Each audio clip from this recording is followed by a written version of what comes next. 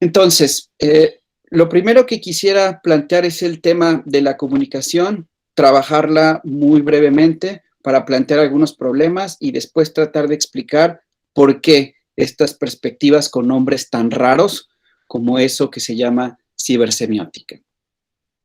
Bien, hay un autor norteamericano que se llama Robert Craig, que es uno de los autores más importantes a nivel internacional y quien más ha trabajado el tema de la teoría, eso que nos enseñan en clase y que nosotros a veces intentamos explicar y ustedes intentan aprender.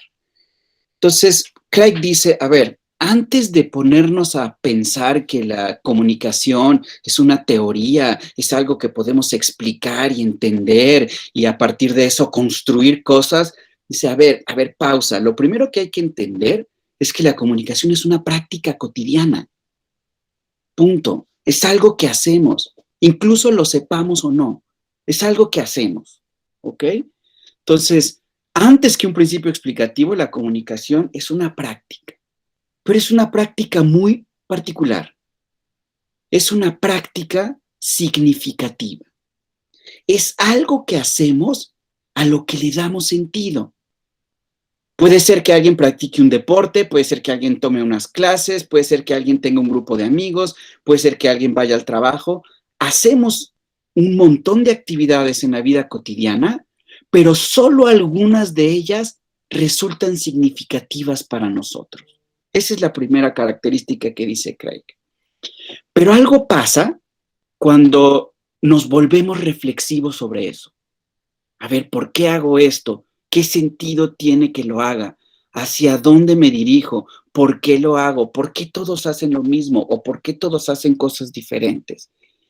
Cuando nos ponemos a reflexionar sobre esas prácticas cotidianas, ya estamos en otro nivel.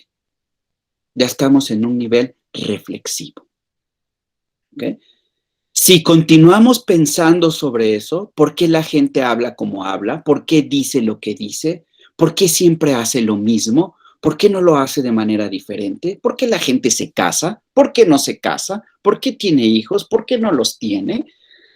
Si tratamos de explicar eso y además esa explicación la formalizamos, entonces ya estamos en un tercer nivel.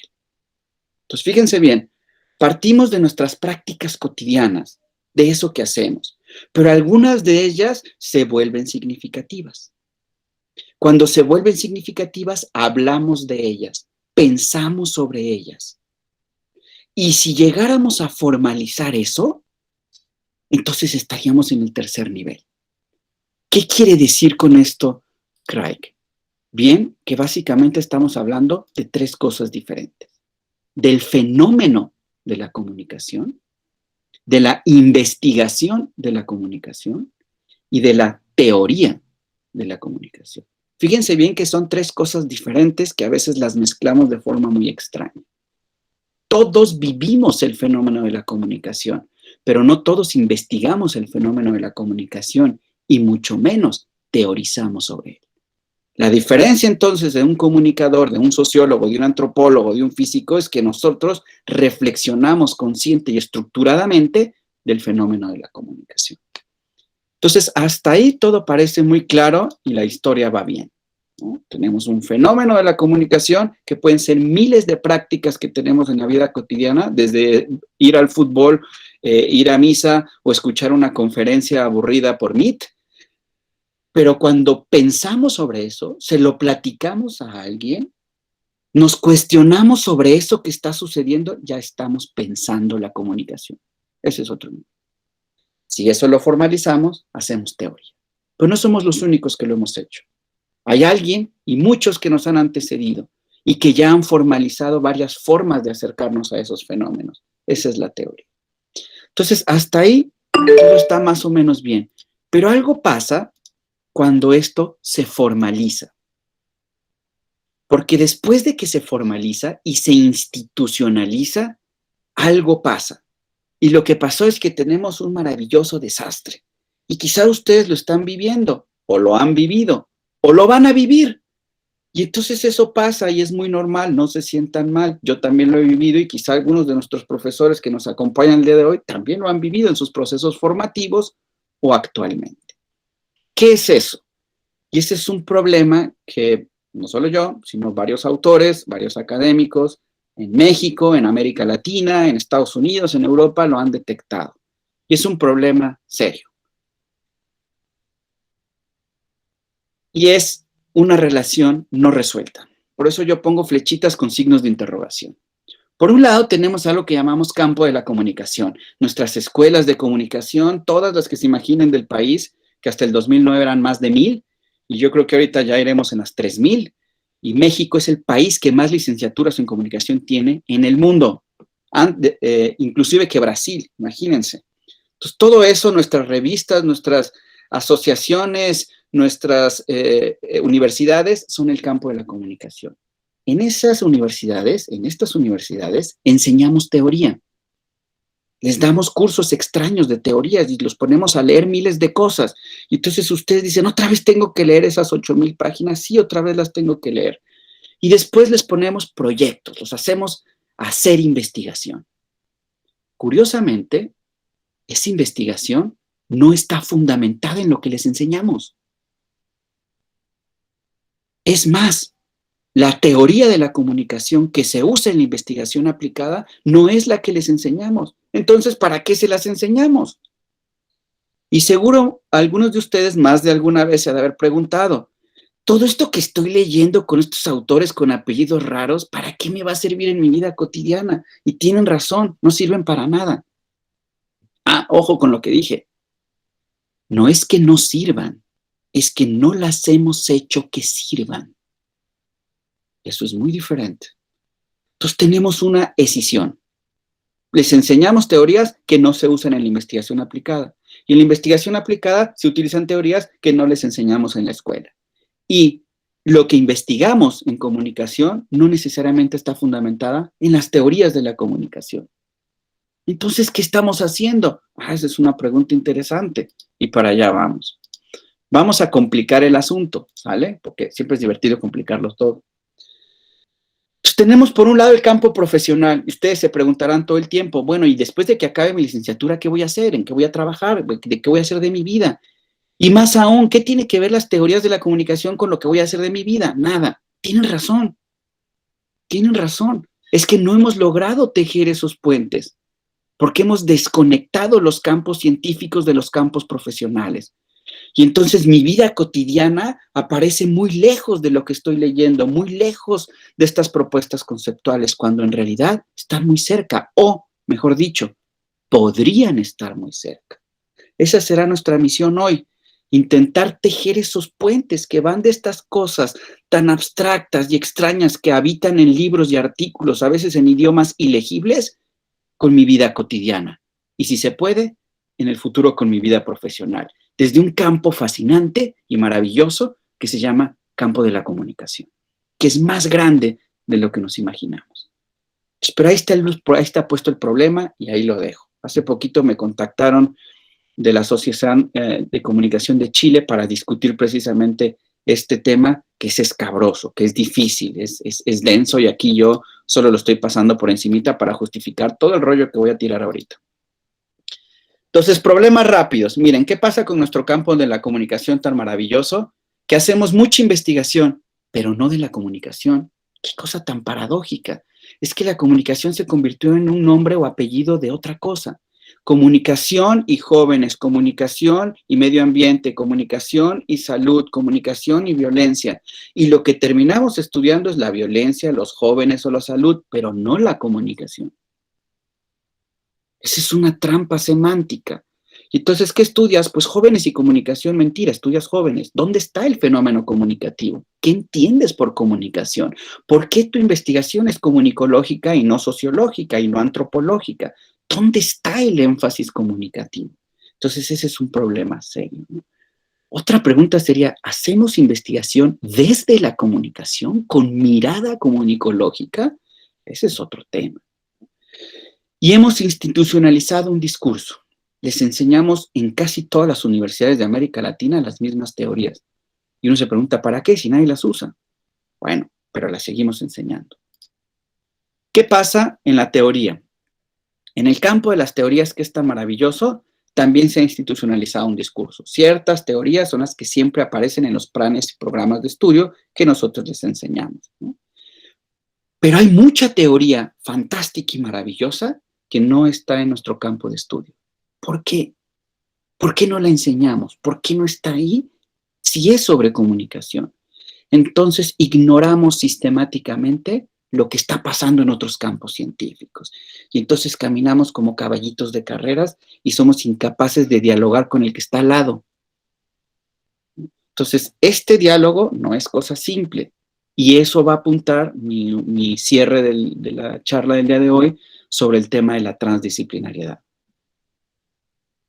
Ahora, en la investigación de la comunicación, pues ya lo comenté, no se hace necesariamente en nuestro campo, no se utiliza necesariamente la teoría que enseñamos en nuestros campos científicos e ignoramos lo que sucede en otros campos.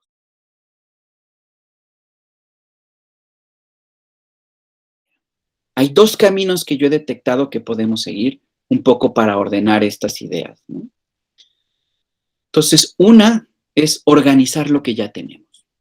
Vamos a organizar todo este universo teórico que tenemos para empezar y revisar todo lo que tenemos. Esa es la propuesta de Robert Cray. Pero hay otra propuesta más osada, más difícil, que es, ¿y si en vez de solo organizarlo, lo integramos para tener una visión más amplia del fenómeno comunicativo? Entonces vamos a caminar. Voy a dejar por ahora, adiós, Craig. Nos quedaremos ahora con la segunda propuesta, con la integrativa. ¿Por qué vamos a tomar esa propuesta integrativa? Seguramente alguna vez lo han escuchado. La comunicación tiene una coartada para definirse. Cuando alguien no sabe definir la comunicación y tiene miedo, entonces lo más rápido que les recomiendo es digan, la comunicación es la producción social de sentido. Yo he escuchado en una infinidad de espacios esta fórmula académica, ¿no? Entonces, sí es una práctica, como decía Craig, pero es una práctica especializada, particular, en la cual se produce el sentido. Hasta ahí todos podríamos estar de acuerdo y suena muy loable y nos tranquiliza un poco, pero como nos encanta molestar a la gente, entonces tenemos que molestar también a este axioma y preguntarle, ¿qué es el sentido? ¿Cómo sabes que se produce socialmente? ¿Cómo sabes que lo que se produce es sentido y no otra cosa? Entonces vamos a analizar eso un poco más de lleno. Entonces cuando yo estudiaba mi licenciatura me interesó mucho este tema y me obsesioné con el tema del sentido, la significación, etc. Y descubrí una tradición intelectual, que no es una teoría, es toda una tradición, un campo de conocimiento muy bonito que seguramente ustedes ya habrán escuchado, que es el campo de la semiótica. Pues resulta que la semiótica tiene al centro precisamente este tipo de preguntas. Es un autor que falleció relativamente reciente, John Dewey, publicó un libro muy bonito en el año 90, donde nos ayuda a definir qué es la semiótica. Para él es una perspectiva o un punto de vista que surge del reconocimiento. Perdón, es que aquí tengo algo que me está tapando la pantalla. Explícito de lo que cada método de pensamiento o cada método de investigación presupone, por lo que es posible afirmar que simultáneamente descansa sobre la base de la verificación de una única forma de actividad en la naturaleza, actividad que un autor norteamericano, Charles Sanders Peirce, denominó semiosis. El punto de vista semiótico es esta perspectiva que resulta del continuo intento de vivir reflexivamente con y seguir las consecuencias de una simple concepción. La totalidad de nuestra experiencia, desde sus más primitivos orígenes en la sensación hasta sus más refinados logros del entendimiento, es una red o una trama de relaciones psíquicas. Entonces aquí inmediatamente uno empieza a pensar, ¿es eso lo que estudia la comunicación? Es precisamente ese entramado de relaciones significativas que tenemos los seres humanos unos con otros, con las cosas, con la naturaleza. ¿Es eso lo que estamos tratando de entender? ¿Eso es lo que define a la comunicación como un fenómeno general? Y entonces seguimos pensando. Entonces, ¿qué le importa tanto a la semiótica? Bueno, pues la semiótica dice, mira, hay algo que se presenta ante ti. Puede ser un aroma, puede ser una cosa, puede ser una persona, puede ser una imagen, puede ser un sueño, puede ser cualquier cosa. Y de repente te llega un aroma, y ese aroma te recuerda a tu infancia, te recuerda a la casa de tu abuelita, te recuerda a una experiencia muy desagradable que tuviste, te recuerda una experiencia muy hermosa que tuviste. O ves una imagen y te recuerda otra cosa. Quiere decir que hay algo que se presenta ante ti, ante tus sentidos, pero te evoca otra cosa. Quiere decir que eso que tienes frente a ti no solo es una presentación, es sobre todo una representación. Entonces, ese aroma que me llegó y con el cual recordé la casa de mi abuelita, es una representación del recuerdo de la casa de mi abuelita. Entonces, esta idea de que hay algo que se presenta, pero que en realidad está representando algo que no está ahí presente, encarna un proceso fantástico, un proceso que se llama significación. Así es como significamos el mundo. Así es como le damos sentido a las cosas desde las más cotidianas como un semáforo enfrente de nosotros hasta las más complicadas como una obra de arte. Pero este proceso de significación y este acto de presentar algo que no está presente a través de su representación y que nos conduzca a producir un significado sobre eso, es a lo que la semiótica le llamó el signo. Pero los signos nunca están solitos, siempre están acompañados, son universos más grandes. A este proceso de significación, a la acción de los signos, Peirce le llamó semiosis. Y nosotros lo podemos entender como procesos de interpretación. Entonces, la semiótica es precisamente el estudio de esos procesos de signos, de estos procesos de presentación y representación de las cosas, de significación del mundo, sea algo olfativo, un recuerdo, una imagen o algo físico. Un signo se define como cualquier cosa que comunica a un intérprete un significado que no es el signo mismo. Entonces aquí tenemos otra noción de comunicación. Entonces, ya nos había dicho las diapositivas previas que esto no sucede solo en una persona, sucede en muchas. Y sucede con cosas, sensaciones, formas, recuerdos, aromas, películas, memes, GIFs. Y además nos dice que hay una ciencia una teoría que se encarga de estudiar precisamente esto. Y que eso puede ser entendido como comunicación. Entonces, ¿ya ven para dónde vamos? Nos estamos acercando a complejizar y entender el fenómeno comunicativo puesto en una dimensión diferente. Vamos a avanzar entonces. Entonces resulta que estábamos obsesionados con el tema de la semiótica, intentando entender qué es eso. Entonces, algo que yo siempre recomiendo es hacer mapas que nos ayuden a transitar, así como uno saca, ahora yo no puedo vivir sin aplicación Waze, tengo que confesarlo, si no jamás llego al lugar que voy. No sé cómo pude haber vivido sin esa cosa. Entonces necesito también mapas de sentido que me ayuden a orientarme en el campo de la semiótica.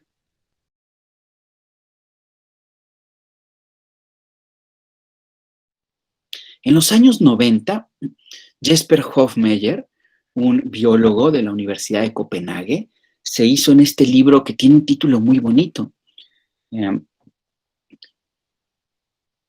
A ver, hablamos como con mucha naturalidad de que yo veo algo y me evoca y que la significación y que el sentido aparece, pero él se pregunta, a ver, ¿de dónde viene el significado? ¿Cómo es que aparece? ¿Cómo es que emerge? ¿Y por qué nosotros hablamos con tanta naturalidad de él?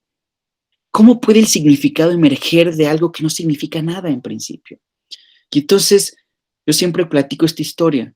Casi todos nos han platicado la historia del desarrollo de la vida, ¿no? Entonces, está un óvulo que es fecundado por un espermatozoide, ¿vale? Entonces, el espermatozoide entra en el óvulo, la cabecita, deja la colita afuera, y la cabecita contiene el material genético que el óvulo interpreta, y después comienza el proceso de mitosis celular, ¿no? Se divide la célula hasta que aparece el cigoto y después se desarrolla y aparece el feto. Hasta ahí la historia es más o menos creíble. Pero yo utilicé intencionalmente una palabra y dije, el óvulo interpreta la información genética del espermatozoide. Para la biología esta es una pregunta muy seria. ¿Interpreta? ¿El óvulo interpreta? ¿Quiere decir que hay procesos de significación e interpretación en los niveles fundamentales de la vida como las células? ¿Es eso lo que me estás diciendo, biología? Y entonces se pregunta Hofmeyr, entonces, ¿de dónde viene el significado? ¿Cómo es que emerge de la nada? No puede ser que emerja de la nada. ¿De dónde viene? ¿Para quién significa? ¿Para quién? Ese quién es fundamental, porque ese quién entonces no solo es una persona, también puede ser una célula. ¿Cuándo empezó esto? ¿A dónde nos llevó todo esto? Y esas son las preguntas que empiezan a hacerse desde la biología.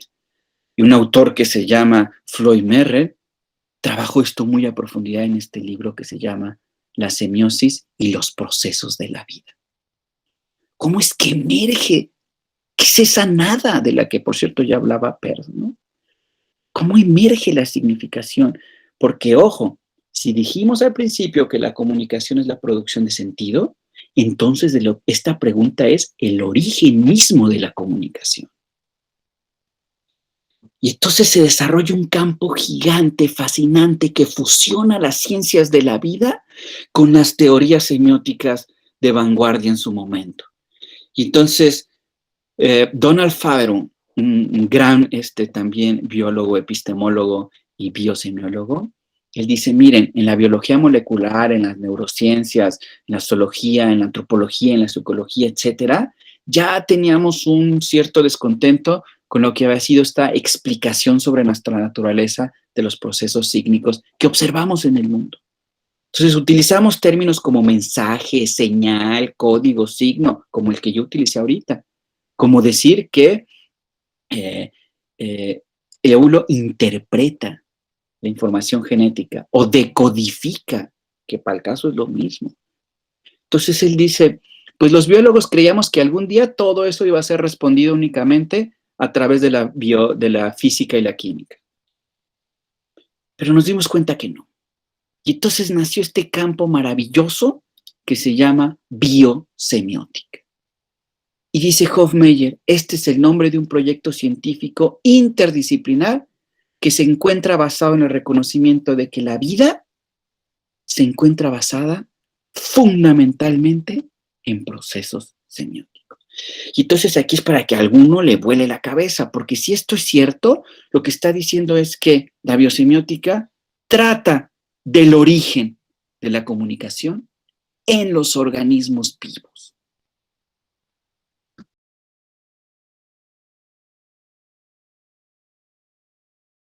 ¿Qué intenta hacer la biosemiótica? Abrir un diálogo a través de todas las ciencias de la vida y de las ciencias de la vida con nosotros, con las humanidades, sobre estos conceptos de representación, significación, signo, etcétera, que pueden estar en contextos de sistemas vivos, interactivos, complejos y adaptativos. Es que no solo somos esto, vivimos en ecosistemas, convivimos con otros seres humanos, con plantas, animales, organismos. Entonces, ¿será que nos están hablando de una teoría que trascienda los dominios de la naturaleza para entender los procesos de la significación?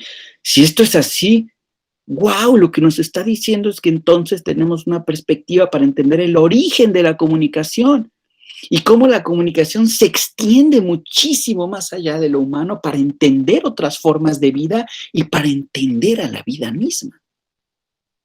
Eso es para que uno se vuelva loco. Y entonces se crea la Asociación Internacional de Biosemiótica, que es ya una de las más grandes. Aquí está su página y miren cómo la define. Me encanta su definición. Imagínense que no está diciendo ahí biosemiótica, imagínense que dice comunicación. La biosemiótica es una agenda de investigación interdisciplinaria que investiga las innumerables formas de comunicación y significación que se encuentran en y entre los sistemas vivos. Es el estudio de la representación, ¿se acuerdan? El significado, el sentido y el significado biológico de los códigos y procesos de signo. Desde las secuencias de códigos genéticos hasta los procesos de señalización intercelular, el comportamiento que exhiben los animales y los artefactos semióticos humanos como el lenguaje y el pensamiento simbólico abstracto. Entonces, básicamente lo que nos está hablando es, fíjense a dónde llevó a la comunicación, al centro de los organismos vivos, entre los organismos vivos, más allá de los organismos vivos, a los humanos, a los animales, a las plantas, a la cultura, al lenguaje, al pensamiento abstracto. Entonces, tienen ya una revista súper especializada. Si ustedes la quieren ver, pueden descargar todos sus textos gratuitamente. Y ahí está la liga en la editorial Springer, que es una de las más prestigiosas del mundo. También ya tienen una colección de libros. Entonces esto no es cualquier cosa, no es un disparate, ¿no? No es una ocurrencia que alguien tuvo y ya. Hay una asociación, ya hay journals y toda una colección especializada, como la que ven aquí, que está publicada por la editorial Springer, que es una de las más prestigiosas en los temas de ciencia y ciencias duras, ¿no? Esta está puesta en el marco de las ciencias cognitivas y la biología molecular, ¿no? Ahí está puesto estas discusiones. Pero vean, hay discusiones sobre las implicaciones culturales de la biosemiótica. Pues claro. Entonces, regreso otra vez a Hofmeier. Él dice, ya sabemos que hay una naturaleza interna de nuestros cuerpos, pero piensen que nuestros cuerpos, no solo estoy hablando de cuerpos humanos, estamos hablando de organismos vivos en general. Y hay una naturaleza externa. En el caso del ser humano, desarrollamos la cultura. Entonces, Hofmeier dice, pues la biosemiótica es una conexión entre dos áreas que estaban desconectadas. Es una mediadora entre la naturaleza interna y externa del ser humano, entre la cultura y la naturaleza. Es una perspectiva entonces que nos permite transitar desde los procesos de significación en los niveles más fundamentales de la vida, como las moléculas y las células, hasta las cosas más complejas como la conciencia, el pensamiento abstracto, la cultura y el universo de lo simbólico. Y entonces, en los años 90, otro autor maravilloso, ¿se acuerdan que estaba en nuestra genealogía? Thomas Sebeok, dice, miren, todos los seres humanos, o de manera más precisa, todas las entidades vivas en nuestro planeta, todas las entidades vivas modulan su ambiente a través de los signos. Aunque solo un pequeño grupo de ellos va a ser reflexivo sobre eso, nosotros, los seres humanos. Pero todos lo compartimos.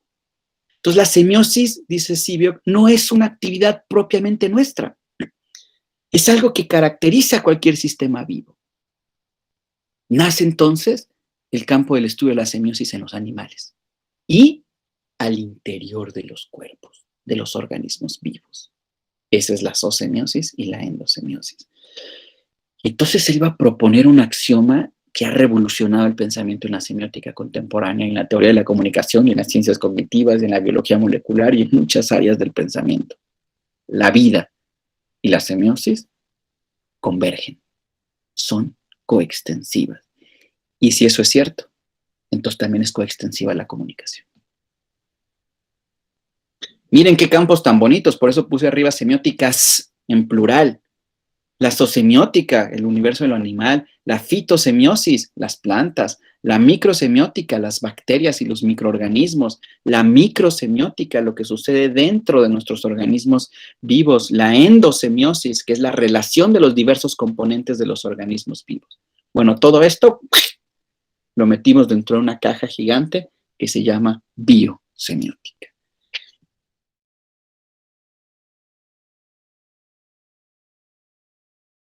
Entonces, todo esto estaba sucediendo en los años 90, cuando este autor danés, Søren Brier, etólogo, biólogo, se mete a trabajar con la semiótica, con la biosemiótica, es de los fundadores de la biosemiótica, pero incorpora las ciencias sociales, las ciencias de sistemas, la cibernética y crea esta cosa rarísima que se llama cibersemiótica. Y él dice que en realidad nuestro conocimiento se ha fragmentado. ¿no? En estas áreas diversas que tenemos de las ciencias. Y hay 4 grandes áreas que él dice que hay. Nuestro entorno natural, descrito por las ciencias naturales, físicas y químicas. Nuestra corporalidad, descrita por las ciencias de la vida. Nuestro mundo interno de experiencias subjetivas, descritas por la fenomenología. Y nuestro mundo social, descrito por las ciencias sociales. Entonces dice, el problema es que cada una tiene una forma de explicación. La primera es una nomológica, la segunda es una biológica evolutiva, la tercera es una sociohistórica y la cuarta es una subjetivo personal.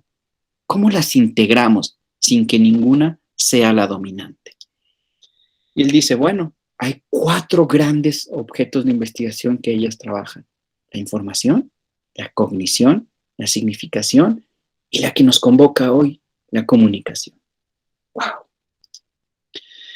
Entonces propone esto que es una locura, que es su estrella cibersemiótica. Básicamente vamos a empezar del lado izquierdo inferior, donde está la materia y la energía, porque eso somos, y la cosmología del Big Bang, y ahí está el universo de la cibernética y el pensamiento de sistemas. Subimos y está la evolución orgánica de los sistemas vivos, ahí están las teorías de la autopoiesis, y ya empieza a estar el campo de la biosemiótica. Del lado superior derecho está el desarrollo existencial y la experiencia y la conciencia. Ahí coloca al universo de la semiótica. Y en el inferior del lado derecho están los sistemas sociales, la historia, la cultura y básicamente es el dominio de los sistemas que propuso Niklas Luhmann. Y al centro estamos nosotros, los seres humanos, imbuidos en estas relaciones fantásticas de lenguaje y prácticas semióticas. Y por cierto, prácticas comunicativas. Ya estoy cerrando. ¿Qué propone la cibersemiótica?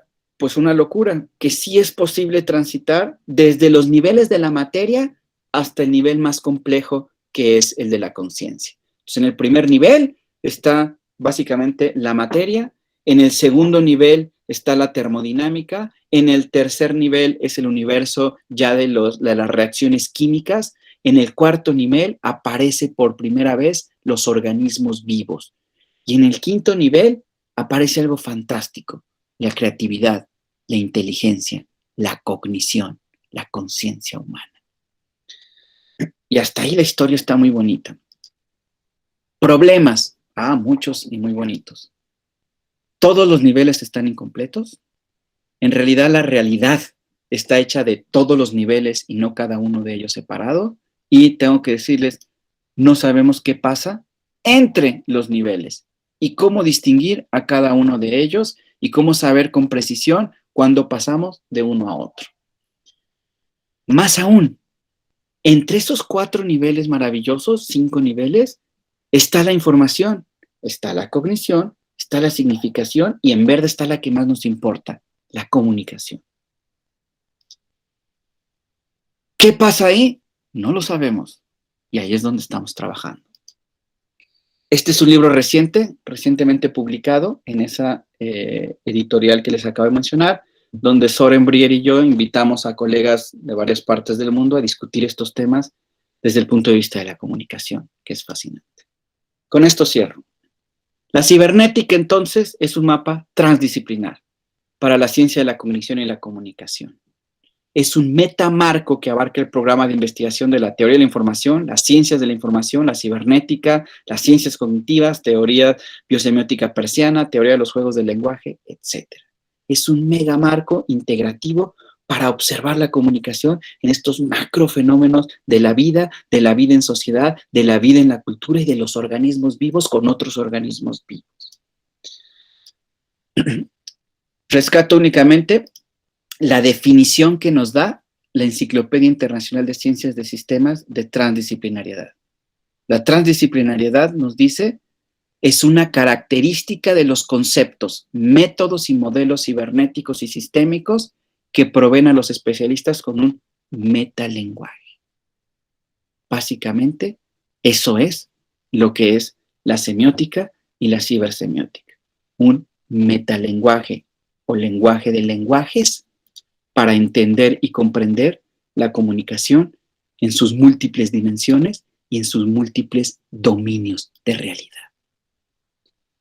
Este será un paso para pensar en el futuro, la comunicación en sus múltiples dominios, desde los más simples hasta los más complejos. Solo me gustaría cerrar. Bueno, este es el journal donde si usted quiere leer más de esto, visita nuestro journal. Yo soy el editor de este journal. Es un journal muy bonito internacional que ustedes pueden revisar si quieren enterarse más de estos temas. Cierro nada más con esta última cita de Yuri Mikhailovich Lotman. ¿Quiénes somos? ¿De dónde venimos? ¿Hacia dónde vamos? Estas son preguntas que han perturbado a los seres humanos a través del curso entero de su existencia intelectual.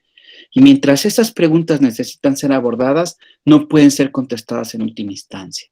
Reflexionar sobre estas preguntas, sin embargo, tiene un valor infinitamente más grande que cualquier respuesta, dado que todas las respuestas son provisionales, mientras que la reflexión es la esencia eterna del hombre.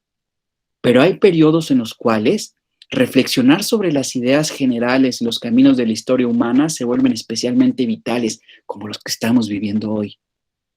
Estos son periodos cruciales cuando uno ha alcanzado el fin de viejos caminos, mientras nuevos caminos todavía tienen que ser determinados, como el que les mostré el día de hoy.